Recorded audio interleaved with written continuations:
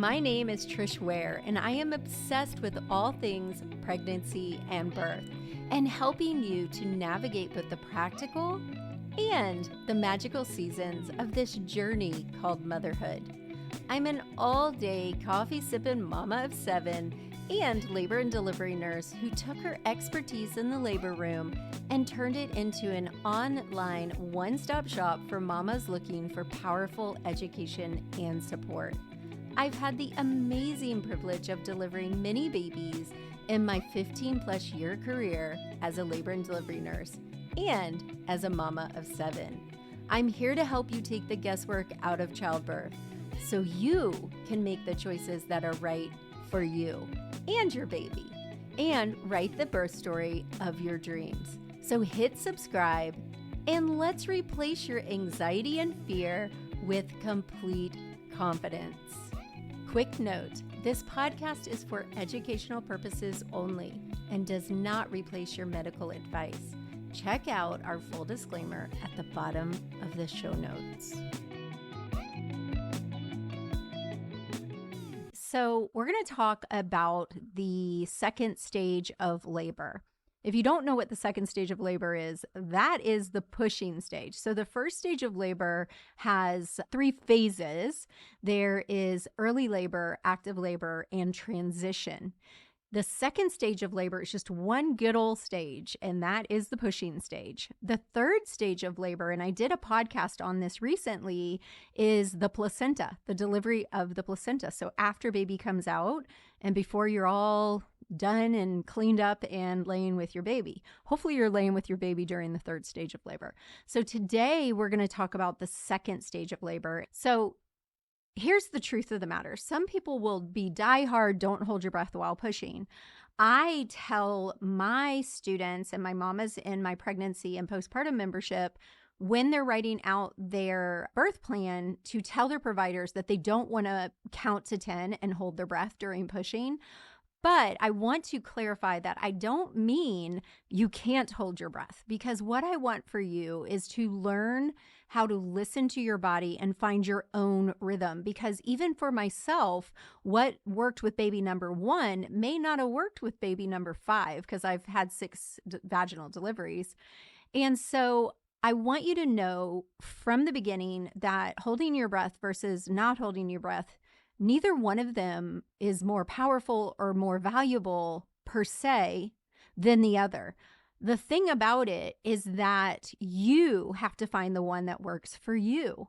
And sometimes that's doing a little of both. Like one contraction, you might be holding your breath and bearing down, and the other one, you might be moaning the baby out. I've even had patients that have laughed their babies out. I love those. I call those laughter births, and they're literally the most beautiful things ever. So your glottis is inside of your throat, right? So is your glottis open? Is it closed? Basically, is your throat open, your throat closed? So, that would look like a closed glottis would be like you're bearing down and you're holding your breath. And open would be like, you're still bearing down, but you're opening your glottis, your throat. So open glottis is pushing while you exhale out. And I say that it's not exactly an exhale as much of a breathing out or guttural sound.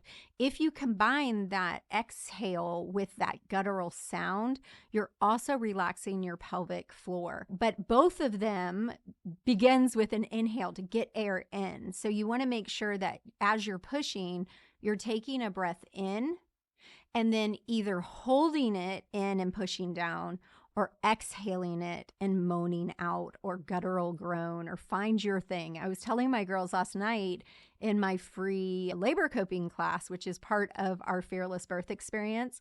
If you miss this Fearless Birth experience, join our birth classes. So right now, if you join our birth class, you're getting our Labor Nurse Mama Super Bundle birth class, or Super Birth Class Bundle. That's the way to say it. So you're getting a birth class, whether it's the VBAC lab or Calm Labor Confident Birth. If you don't know what VBAC stands for, you probably don't need that birth class. It's vaginal birth after cesarean. And then you're also getting my purposeful positioning class where I'm going to teach you all my pushing positions that I love. And then you're going to get my recovery class, my birth coach class, and 30 days in our pregnancy postpartum membership, where I have a wealth, a library of workshop recordings. We have a workshop every week. Next week, my team doula is going to be teaching our members how to create their birth space. That is so important, even during the second stage of labor, even more during the second stage of labor, because if you think about it, if you have any fur babies, right, when they go into labor, and they're having their little fur babies, legit, they don't just sit out in the middle of the room in the bright lights with their girl bits facing outwards, everyone staring, and I call it the lights of God pointed to the girl bits. They find a dark, cozy, safe place. When you're at the stage of labor where you're pushing, it is uber important that you feel protected, respected, supported, that the room is the way you want it. So Taylor, our team doula, is teaching a workshop next week all about creating your birth space that's conducive to more oxytocin flowing and labor progressing. And so it's very important that you protect your birth space, all that to say. So back to open glottis versus closed glottis. I told you I would get off on a tangent, even though I have notes right here. So open glottis, again, is you take your breath in. They both begin with a nice deep breath, getting air down into the baby, down into your tummy. But when you exhale, with open glottis, you're going to bear down while you push, and the air comes out of you, which can help you increase the pressure going down. I know it's weird, but if you practice, don't bear down if you're pregnant. But if you practice this without really bearing down, you'll feel that downward push into your girl parts. Okay, so closed glottis is you're holding the breath as you bear down. So really the only difference is what you're doing with that exhale. So there's no air coming out. And a lot of people will tell you that it is this downward push of that air and you bearing down, that it's more powerful than an open glottis, but it's really not true. They both are equally powered depending on you and what's working for you.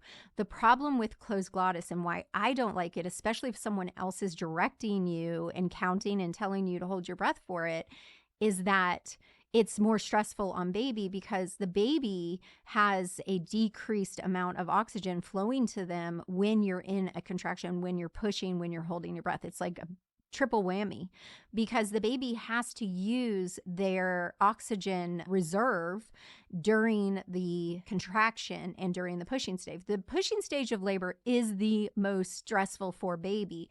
So how can we ease that?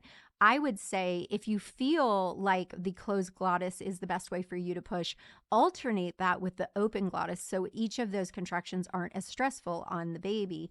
Make sure that you're using an upright gravity-assisted position because if you're up off your back, you're on your hands and knees, you're squatting, the baby's getting more oxygen. So you can practice this while you're pregnant, but maybe do it while you're taking a bowel movement, like while you're going poop. That's a good time to do it. And you can do it while you're urinating as well. Just take that breath in and then either hold your breath and bear down as you go to the bathroom, or take that breath in and blow it out through a guttural moan or through a guttural sound. And I was telling my girls last night, the reason the guttural sound works so good is because it also relaxes your pelvic floor. So if you're practicing on the toilet, if you're laboring on the toilet, if you get to push on the toilet, which some women do, and you combine this, the thing about the toilet and why it's so powerful, I encourage my students and my members. In fact, I've got 3 students in the hospital right now if you join our birth classes and you're an active member, you get your labor bat signal. I've got 3 labor bat signals going right now where they have a private DM with me and Taylor, my team doula. And I always tell them, get on the toilet 3 to 4 contractions every hour, because our brain is programmed to relax the pelvic floor when we're sitting on the toilet. We were taught that as babies, right? As toddlers, to sit on the toilet, relax your pelvic floor, let it flow. So that's really important for labor as well. So you can do, while you're pregnant, practice this while you're having a bowel movement. You can also kind of practice it while you're urinating, but I find that it's a little easier when you practice while you're having a bowel movement. So I hope this was beneficial to you guys and that you learned a little bit about the second stage of labor. Now, the first stage of labor has 3 phases. The second stage of labor is pushing. The third stage of labor is delivering the placenta. If you want to listen to that episode, go to the Birth Experience with Labor Nurse Mama. It was episode 37, and that just explains the really important things you need to know about your third stage of labor. I hope you enjoyed this shorty episode all about the second stage of labor, about pushing. There are so many things that you need to learn about your upcoming birth, so make sure you're on top of that. I'll see you again next Friday. Hit subscribe and you will get alerted when a new episode comes out. Bye for now.